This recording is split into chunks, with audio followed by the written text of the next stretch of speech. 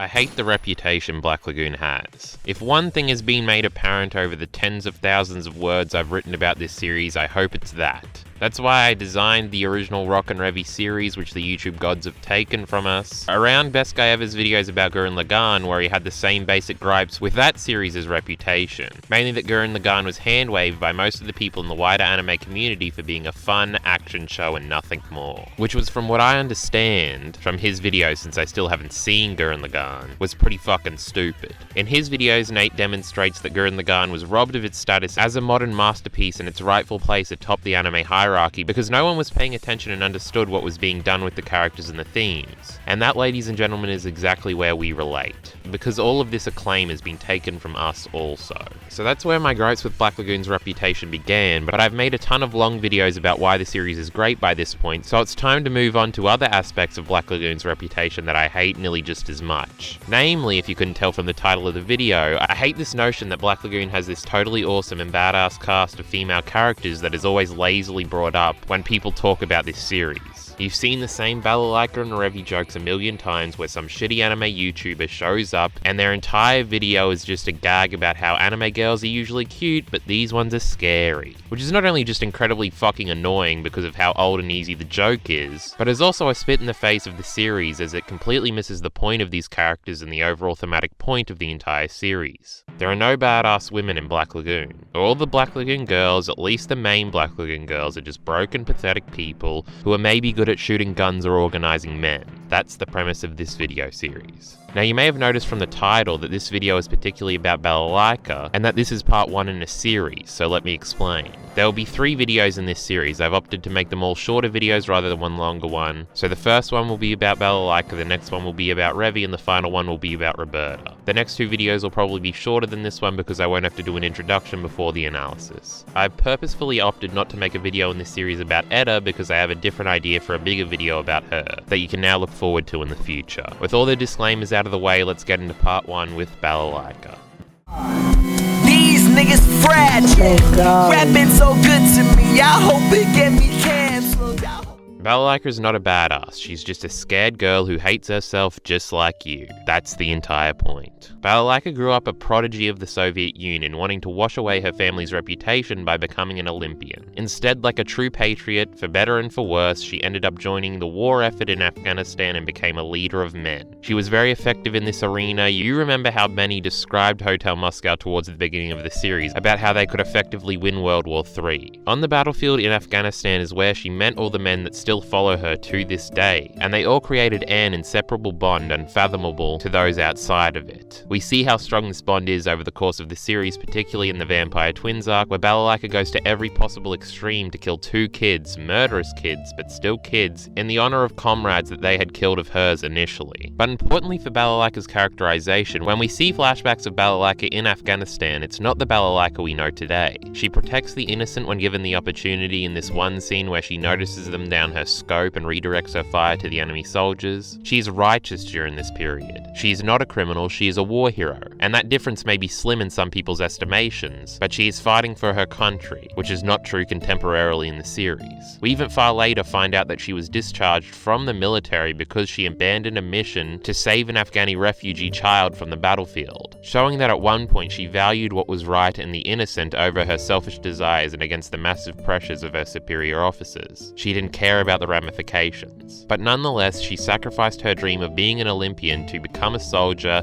and a commander, and then was thrown out of the military as the country she nearly gave her life for and did give her body for silently died and rebranded as Russia. There's a perfect scene of characterization of her watching with deep regret the 1992 Olympics as an American wins the gold medal. America beating the Soviet Union. I know anime is marketed towards idiotic zoomers, but I shouldn't have to explain the obvious poignant symbolism there. Balalaika is left with nothing. She sacrificed everything, got scarring all over her body and got nothing, and the men that believed in her, who put their faith in her, also now have nowhere to go. But after one of their comrades is killed following their discharge in some petty street dispute, Balalaika decides that she will take back command of her men, and they will fight for themselves in the form of an organized crime family. She gives this speech at the comrade's funeral funeral, and it's oddly intentionally cringy. The strongest aspect of this show is the dubbed dialogue. We've been over this a million times, but the dialogue here is campy in this scene, and that's the point. They have nothing in this moment, and this scene is built on them having nothing. So Balalaika dresses up in her uniform and tries to inspire her comrades to not give up. And in them all embracing their vulnerability here, they find new purpose in themselves. They didn't give up, they banded together, and for better and for worse, now they exist in Roannapa's Hotel Moscow, sitting in a pretty second in the crime capital of the world. But things have noticeably changed, and the years haven't been nice to Balalaika. Hotel Moscow is an effective crime organization, but they aren't the top dog.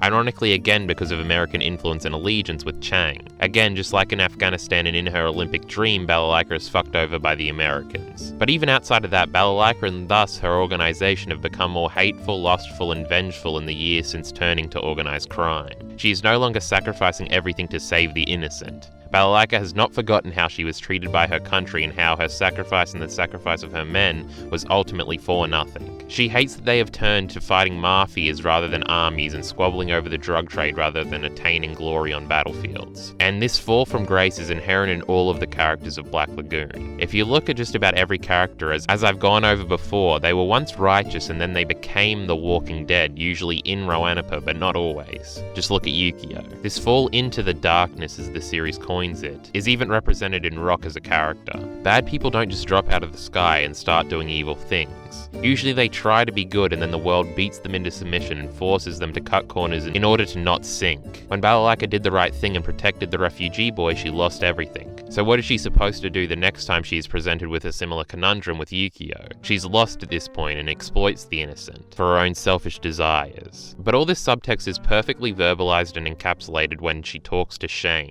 the leader of the US NSA agents, in Roberta's blood trail. This outburst from Balalaika is one of my favorite scenes in the entire show. If you simply watch this scene right now, it sort of makes this video redundant. Everything I've spelt out in my analysis here is portrayed perfectly by Balalaika in this scene. You can so clearly hear and see how bitter and helpless Balalaika is in this moment. She literally says, "I despise being one of the Walking Dead and am filled with envy for those who are still in the world of the living," to Shane. But more than that, the end of the conversation really illustrates who Balalaika is, or at least has become as a character. As at first her anger is embodied as she screams about how it's unfair that her and her men are the same as Shane and his American soldiers, yet they were thrown out of their country and were forced to war with mafias for the rest of their days, and Shane and the NSA agents were welcomed back as heroes by their country and are still allowed to fight for their country to this day, and get all the praise and nobility that comes with that. Then she gets nostalgic and regretful as she talks about how she actually deserted her post to save a refugee child and was therefore discharged, and then she perfectly transitions into the bitterness as she warns Shane that if their two parties were to ever come into contact that they would destroy them, and that she never wants to see them in this city again, projecting their strength as they fire everything they have into the Roannapa night sky. Anger, regret, the feeling of being unfairly treated by the world, and bitterness are all coordinated into this monologue from Balalaika, perfectly summing up her character in this one scene, and I for one love it. I don't know if I can illustrate any further how not badass Balalaika is, and who she actually is. She certainly is good at shooting guns and organizing men, but in the end it didn't get her anywhere and she doesn't love herself. Balalaika has more regret than most and likely views herself as a massive failure in every regard, as an Olympian, as a soldier, and as a patriot. Now she sits at the end of the world in second place, still getting cucked by the Americans, and that's what makes her character so complex and sympathetic and perfect. Balalaika isn't cool because she's badass. Balalaika is cool because she's one of the best characters in anime, because of this emotional depth, and the fact that most of this isn't revealed until the end of the series, which recharacterizes everything you think you know about her, and because of how good her dub voice actress is, and because she's just a scared boy who hates himself just like you. There are no badass women in Black Lagoon. See you here for part 2 next time, all about Revy. Support links in the description below. Thanks.